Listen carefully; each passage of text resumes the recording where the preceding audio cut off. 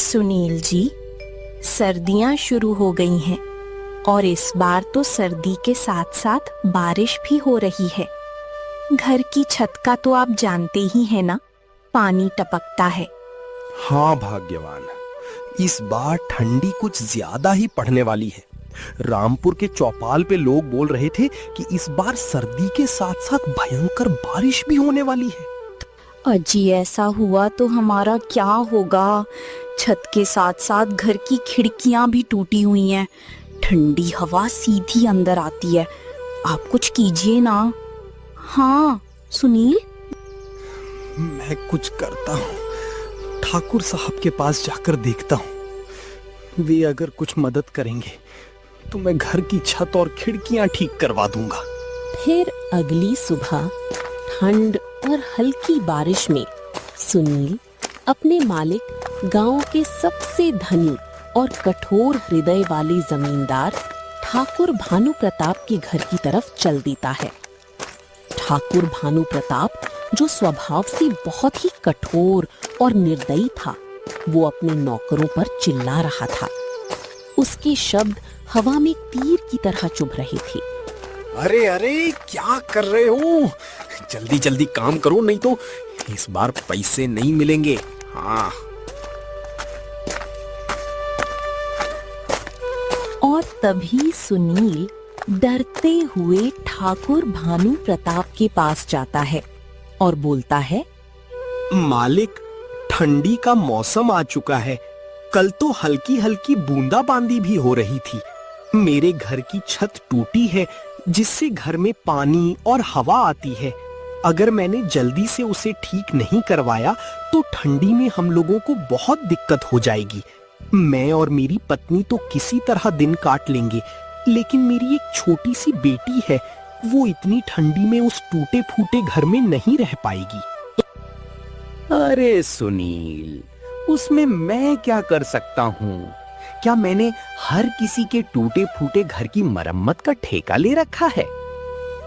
मालिक, आप मुझे थोड़े बहुत पैसे उधार दे देते तो मैं अपने झोपड़े की मरम्मत करवा लेता। मैं दिन रात मजदूरी करके आपका उधार चुका दूंगा। आपकी एक एक पाई लौटा दूंगा। अरे तूने अभी तो इतना काम भी नहीं किया जो मैं तुझे उधार दे सकूं। अभी मेरे पास पैसे नहीं हैं। सर्दी की वजह से सारा धंधा चौपट हो रहा है। और सुन मेरी बात, कल से काम पर मत आइयो। मुझे तेरे जैसे मजदूर की जरूरत नहीं है। मालिक, मैं तो मदद की उम्मीद से आपके पास आया था, लेकिन आप तो उल्टा मुझसे मेरा ही रोजगार छीन रहे हैं। ऐसा मत करो मालिक, मत करो। मैं कहां जाऊंगा? मेरे बच्चे भूखे मर जाएंगे। सुनील के इतनी मिन्नतें करने के बाद भी उसका मालिक ठाकुर भानु प्रताप उसकी एक नहीं सुनता है। वो उसे धक्के मारकर बाहर निकलवा देता है। बेचारा सुनील वहां से दुखी मन से वापस चला जाता है।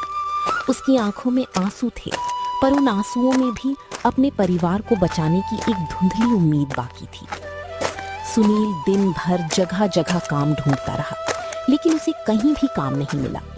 गांव के छोटे मोटे व्यापारी भी ठंड और बारिश की आशंका से सहमे हुए थे। सुबह से रात हो गई थी। सुनील जसोदा को बोलकर आया था कि छत का इंतजाम कर दूंगा, पर यहाँ तो नौकरी भी चली गई थी। घर ठीक होना तो छोड़ो, खाने तक का इंतजाम नहीं कर पाया था। सुनील रामपुर के मोड़ पर एक चाय की दुकान के आगे बैठा ये सब सोच ही रहा था कि तभी आसमान में काले बादल छा गए और जोर जोर से बिजली कड़कने लगी। हवा इतनी तेज थी कि पेड़ों की डालियां ऐसे झूल रही थी जैसे कोई प्रेत नाच रहा हो। आसमान काला हो जाता है, बिजली कड़कती है। सुनील दुकान से उठकर घर की ओर जाता है।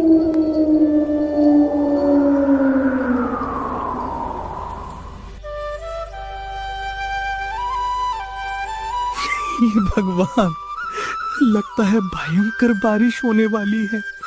मुझे तुरंत घर पहुंचना होगा, वरना जसोदा अकेले कैसे संभालेगी मोहन और रूपा को।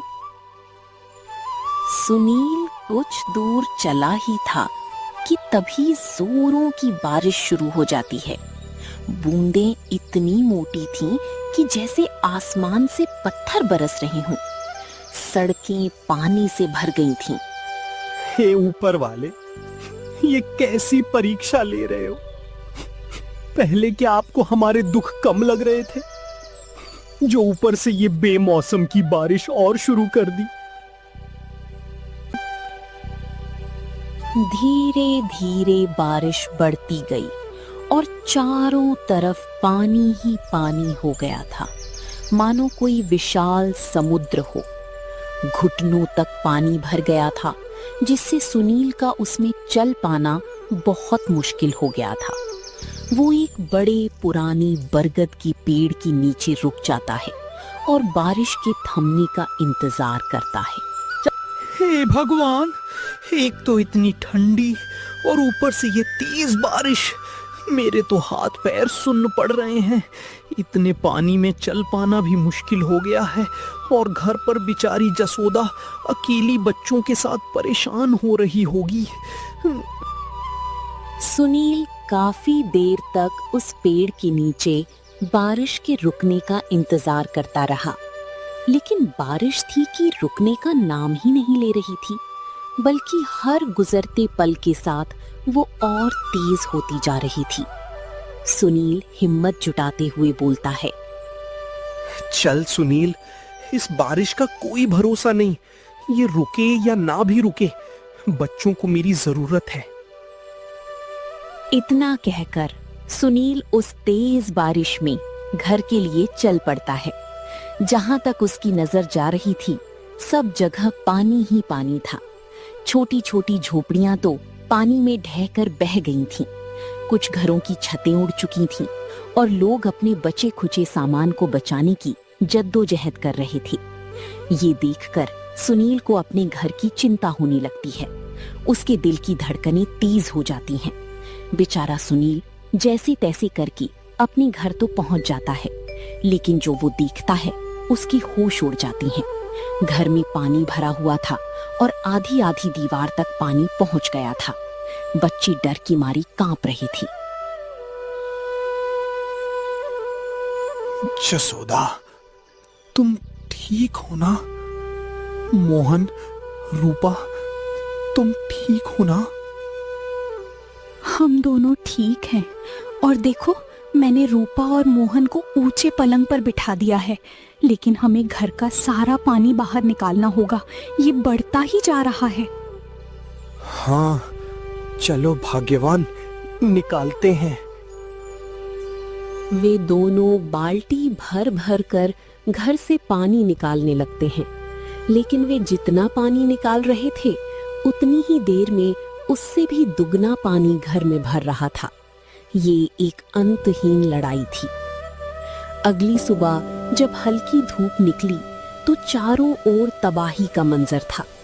गांव में चारों ओर मलबा बिखरा पड़ा था। उनके राशन का सारा सामान रात वाली बारिश में बह गया था। भूख और ठंड से उनके शरीर कांप रहे थे। सुनील ने किसी तरह कुछ सूखी लकड़ियां इकट्ठा की और आग जलाई। आग की हल्की सी गर्मी ने उन्हें थोड़ी बहुत राहत दी।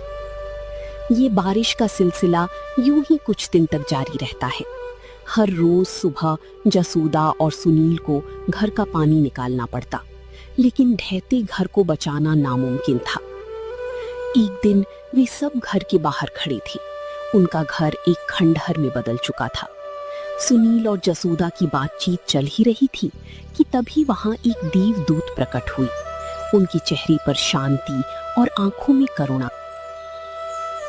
दुखी मत हो, मैंने तुम्हारी सच्चाई और तुम्हारी एक दूसरे के प्रति प्रेम को देखा है। मैं तुम्हारी मदद करने आया हूँ। देवदूत ने अपनी जादुई छड़ी निकाली और उसे जमीन पर छुआ दिया। देखते ही देखते मिट्टी के ढेर के नीचे से एक चमकती हुई पोटली बाहर आई। पोटली में सोने और चांदी के सिक्के भरे हुए थे। ये तुम्हारे भविष्य की शुरुआत है। इस धन का उपयोग केवल अपने लिए नहीं, बल्कि दूसरों के कल्याण के लिए भी करना। इतना कहकर देवदूत अदृश्य हो गए। सुनील और जसोदा ने उस धन से एक नया और मजबूत घर बनवाया। उन्होंने अपनी कमाई से एक छोटा व्यापार शुरू किया जो जल्द ही बड़ा बन गया। उनकी किस्मत ऐसी पलटी